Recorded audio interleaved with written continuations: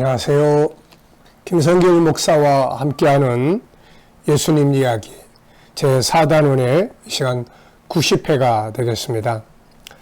지금 우리가 화평케 하는 자의 복에 대해서 말씀을 나누고 있습니다. 이 시간에는 5번째 시간으로 화평의 모델들에 대해서 살펴보려고 합니다. 자, 우리 본문 말씀을 다시 한번 읽어보겠습니다. 마태복음 5장 1절로 12절입니다. 예수께서 무리를 보시고 산에 올라가 앉으시니 제자들이 나온지라 입을 열어 가르쳐 이르시되 심령이 가난한 자는 복이 있나니 천국이 그들의 것이며 애통하는 자는 복이 있나니 그들이 위로를 받을 것이며 온유한 자는 복이 있나니 그들이 땅을 기업으로 받을 것이며 의에 줄이고 목마른 자는 복이 있나니 그들이 배부를 것이며 긍휼히 여기는 자는 복이 있나니 그들이 긍휼히 여김을 받을 것이며 마음이 청결한 자는 복이 있나니 그들이 하나님을 볼 것이며 화평하게 하는 자는 복이 있나니 그들이 하나님의 아들이라 일컬음을 받을 것이며 의를 위하여 박해를 받은 자는 복이 있나니 천국이 그들의 것임이라. 나로 말미암아 너희를 욕하고 박해하고 거짓으로 너희를 거슬러 모든 악한 말을 할 때에는 너희에게 복이 있나니 기뻐하고 즐거워하라. 하늘에서 너희의 상이 큼이라. 너희 전에 있던 선지자들도 이같이 박해하였느니라. 아멘. 지난 시간에는 화평을 만들기 위해서 필요한 요소들이 뭔가 우리가 이걸 살펴봤죠. 자, 이 시간에는 화평의 모델들이 있습니다. 모델. 앞에 가시면서 화평은 이렇게 하는 거야. 그래서 우리가 이렇게 말씀을 배우기도 하지만 모델들을 보면서 화평은 저렇게 하는 거구나 하는 것을 따라갈 수가 있게 되는 거죠. 자, 이 시간에는 그래서 이 모델 몇 사람을 소개하려고 합니다. 먼저 첫 번째는 제일 먼저 화평의 첫 번째 모델은 예수 그리스도죠. 그분처럼만 하면 누구나 다 화평을 만들 수 있습니다. 자, 예수께서 보여주신 화평의 요소들은 무엇인가요? 그분이 보여주신 모델로서 그분이 화평은 이런 거야 하고 보여주신 내용을 정리를 해보면 먼저 첫째는 마음을 비우고 낮아지는 것입니다. 마음을 비우고 낮아져서 섬겨주는 거죠. 자기를 비우고 낮아져서 섬겨주는 사람을 나빠할 사람, 싫어할 사람 아무도 없죠. 그분은 하늘의 보좌를 내려놓고 낮은 세상으로 오셨습니다. 하늘의 보좌를 내려놓으시고 낮고 천한 말구유로 말이나 소가 먹는 그 여물통 거기로 내려오신 거죠. 그리고 내려오셔서 이제 머리를 숙이시고 다른 사람들을 섬기기 시작을 합니다. 그러니까 사람들이 다 그분을 좋아하는 거죠. 그래서 낮아져서 조금만 더 다른 사람 섬기면 화평이 이루어집니다. 그런데 자기를 높이고 자기 욕심을 챙기려고 하고 다른 사람을 낮추려고 하고 무시하면 화평이 깨지는 거죠. 자, 그 다음에 두 번째 보면 사람들의 가치를 존중하고 높여줍니다. 그분을 만나면 아무리 낮은 사람이라도 자기 가치가 높아져요. 주님은 소외받는 자들을 높여주시고 그들을 자기 형제, 자매라고 하셨습니다. 상대를 존중히 여기고 높여줄 줄 알면 화평이 이루어지게 되는 것이죠. 세 번째는 사람들의 필요를 돕습니다. 예수님은 항상 베푸셨죠. 그리고 나누셨습니다. 사람들의 것을 빼앗아가는 것이 아니라 그분에게 가면 항상 뭔가를 얻습니다. 세상의 다툼과 분쟁으로 고통받는 것은 욕심 때문이죠. 그 욕심 때문에 서로 미워하게 되고 서로 증오하게 되고 싸우게 되는 거죠. 그런데 자기의 것을 좀 희생하고 나누어 준다면 다툼은 사라지게 되고 화평이 이루어지게 되는 거죠. 그 다음에 보면 희생과 헌신입니다. 자기를 희생하고 헌신해주는 사람은 화평을 만들 줄 아는 사람이에요. 다툼과 분쟁은 이기주의 때문에 일어납니다. 자기만을 생각하고 자기를 위해 다른 사람을 희생하려고 하기 때문에 다툼과 분쟁이 일어나는 거죠. 주님은 자기를 희생해 줍니다. 희생의 절정은 십자가에서 완성이 된 거죠. 우리가 화평을 이루기를 바란다면 좀 더 희생하고 좀 더 헌신하는 이런 자세를 가지면 어디서든지 누구하고든지 화평이 이루어질 수가 있습니다. 그 다음에 보면은 용서와 용납입니다. 화평을 이루기 위해서는 상대방의 부족한 것을 받아들일 수 있어야 됩니다. 그리고 잘못을 할 때 지적하고 정지하는 것이 아니라 용서할 수 있어야 하는 거죠. 지적하고 무시하게 되면 다툼이 일어나고 증오심이 일어나지만 그것을 용납하고 용서하고 받아들이고 수용해주면 화평이 이루어지게 됩니다. 예수님의 화평의 방법은 바로 이런 방법들이었어요. 마음을 비우고 낮아지셔 섬겨주신다.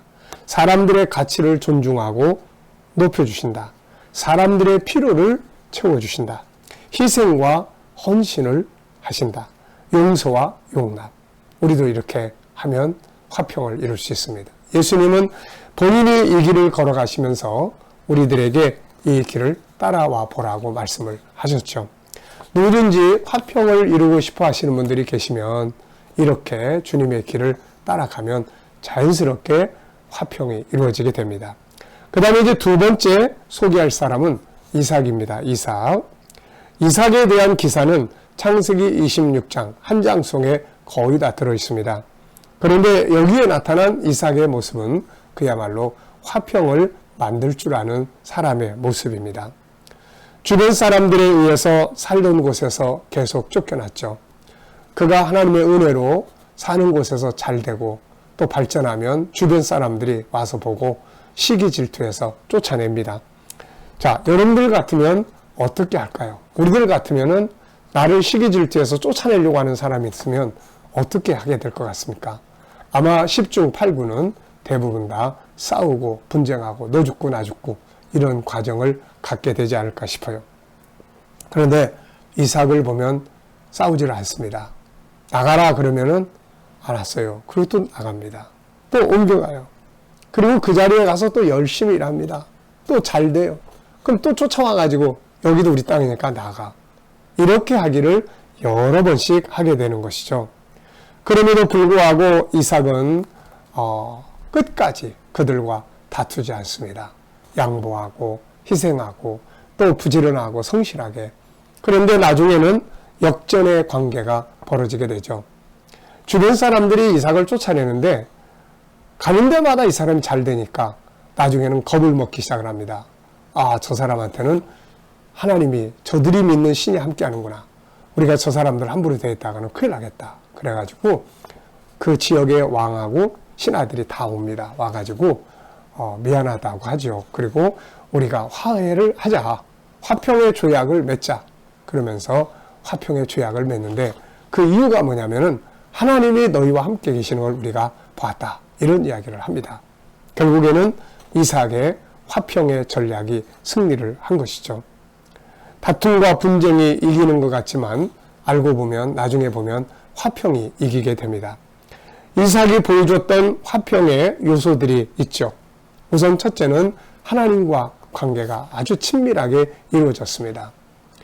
그는 자기가 살고 있던 땅이 기근이 와가지고 애굽으로 내려가려고 했어요. 그때 하나님이 찾아오십니다. 그리고 하나님이 만나주시고 하나님이 그에게 약속을 주죠. 이 땅에 머무르라. 그러면 내가 너희 아버지 아브라함과 맺은 이야기, 내용들을 다 너를 통해서 이루어가겠다.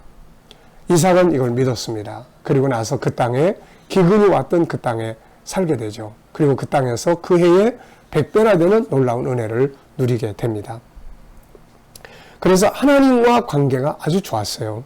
그는 하나님에 대한 신뢰가 컸습니다. 가라고 하면 싸우지 않고 양보하고 가죠. 여러 번 반복됐지만 절대로 다투지 않고 양보하고 또 양보합니다. 그 이면에는 어디로 가든지 하나님이 같이 계시면 돼. 이런 믿음이 작동을 하고 있었을 거예요. 그 다음에 두 번째는 그는 새로운 곳으로 쫓겨가가지고 거기서 게으르고 낙심하고 좌절하고 절망하고 이렇게 하지 않아요. 부지런하게 성실하게 합니다.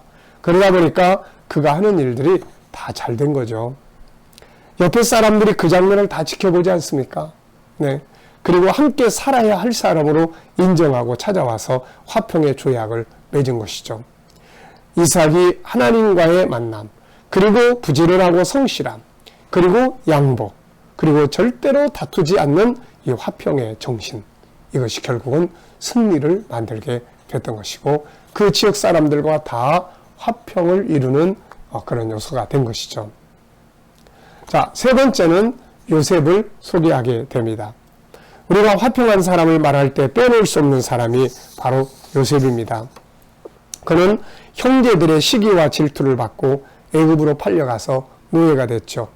그런데 그가 보디발 장군 집에 충무가 되고 억울한 누명을 쓰고 감옥까지 갔지만 역시 그곳에서 또 감옥에 충무가 되고 나중에는 애굽의 왕의 신임을 받아서 애굽의 총리가 된 사람이에요. 그리고 이 요셉은 모든 사람과 화목합니다. 형제와 화목하고 자기를 억울하게 누명 씌웠던 보디발 장군 집의 여인을 해쳤다. 이런 이야기 전혀 없잖아요. 그가 이렇게 화평을 가지고 승리자가 될 수가 있었던 거예요.